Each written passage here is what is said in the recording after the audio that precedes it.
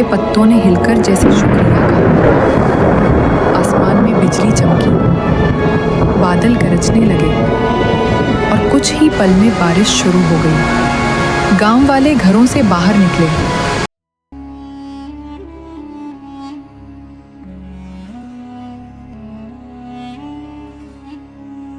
कई महीनों से एक छोटे से गांव में बारिश नहीं हुई थी।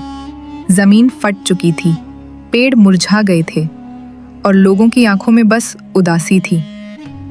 उसी गांव में रहता था एक छोटा सा लड़का, रेहान। रेहान रोज सुबह अपनी माँ के साथ कुएं तक जाता, लेकिन कुआं अब बिल्कुल खाली हो चुका था। एक दिन माँ ने थके हुए अंदाज में कहा, रेहान, अब तो बस दुआ ही काम आ सकती है। रेहान कुछ नहीं बोला, मगर उसकी आंखों में एक उम्मीद की चमक थी। उस रात जब पूरा गांव सो गया, रेहान चुपके से घर के बाहर निकला।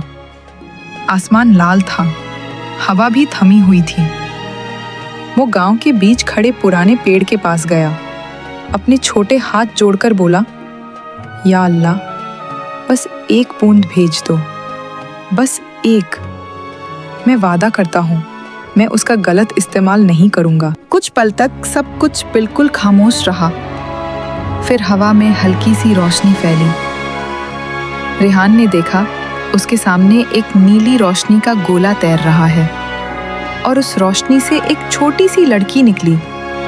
लेकिन वो इंसान नहीं थी, उसका जिस्म पानी से बना था, आंखें समुंदर जितनी गहरी।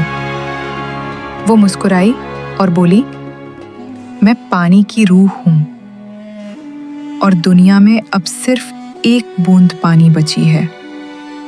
रेहान ने धीरे से पूछा, सिर्फ एक बूंद? फिर मैं क्या करूं उसका?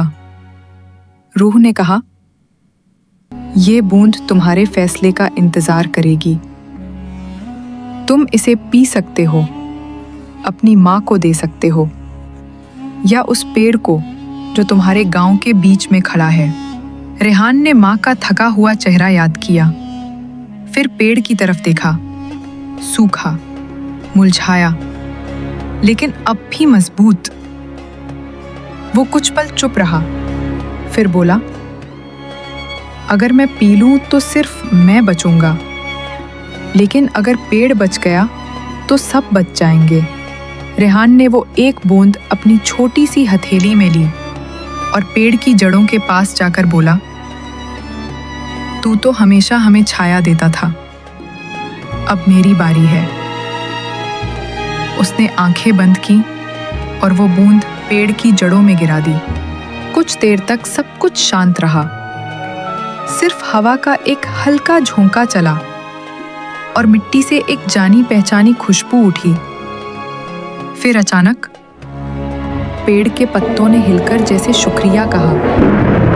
आसमान में बिजली चमकी, बादल गरजने लगे और कुछ ही पल में बारिश शुरू हो गई। गांव वाले घरों से बाहर निकले, बच्चे नाचने लगे और रेहान की माँ ने उसे गले लगाकर कहा, बेटा, तूने तो जादू कर दिया। रूह आसमान की तरफ उठी और बोली, जब इंसान अपने लिए नहीं दूसरों के लिए मांगता है तो कुदरत खुद जाग जाती है। सुबह गांव फिर से हरा भरा था, पेड़ ने नए पत्ते उगाए थे और कुआं पानी से भर गया था। लोग कहते हैं जब भी कोई बच्चा दिल से दुआ करता है तो आसमान से एक बूंद जरूर गिरती है, रेहान की दुआ बनकर। और शायद यही है असली जादू, जब एक छोटी सी दुआ पूरी दुनिया बदल देती है। नई नई जादुई कहानियाँ हर दिन, तो जल्दी से मैजिकल स्टोरीज को सब्सक्राइब करें। शुक्रिया।